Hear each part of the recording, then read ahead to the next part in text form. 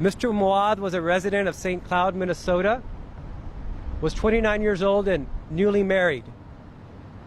He was in the prime of his life and was ripped away from his family due to the negligence and greed of Boeing Corporation. In my 20 years of working on aviation cases, I've never seen such egregious and greedy conduct on behalf of a company. The Boeing 737 MAX, as our complaint outlines, has been the best-selling plane in the history of Boeing Corporation. With over 5,000 orders for this plane, that sells for a list price of around $120 million. The reason Boeing was able to sell so many of these planes is because they promised to their customers, the airlines around the world, double-digit fuel savings, which meant more profit for their bottom line.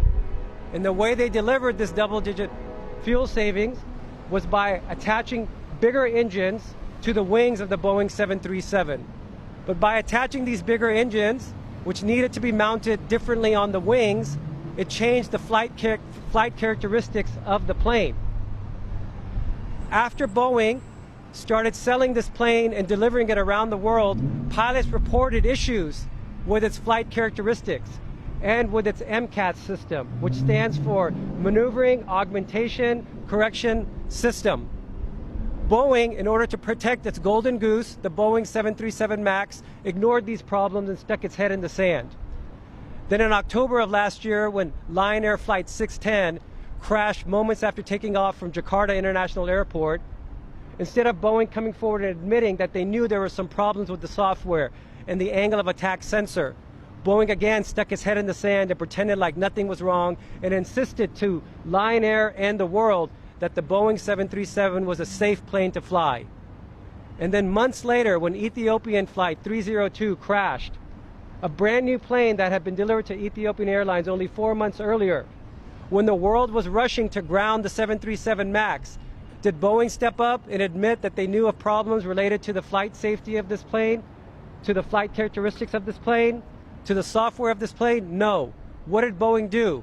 Boeing's CEO got on the phone with the President of the United States of America and explained to him that this was a safe plane, that the Boeing 737 was the safest plane Boeing ever made, and insisted that the United States of America not ground the plane when the rest of the world had grounded the entire fleet.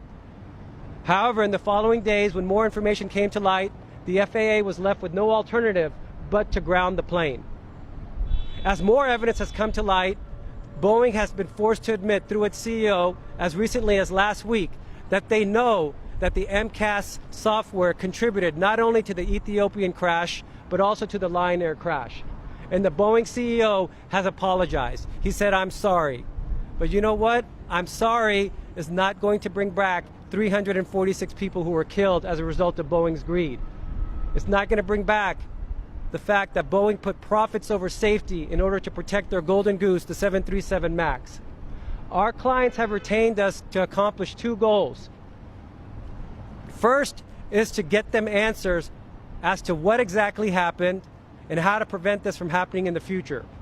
And second is to hold Boeing responsible and accountable for its decision-making process of putting profit over safety, of bringing a plane to market and keeping it on market when they knew it was a dangerous product. We hope that a jury in the United States of America will do two things.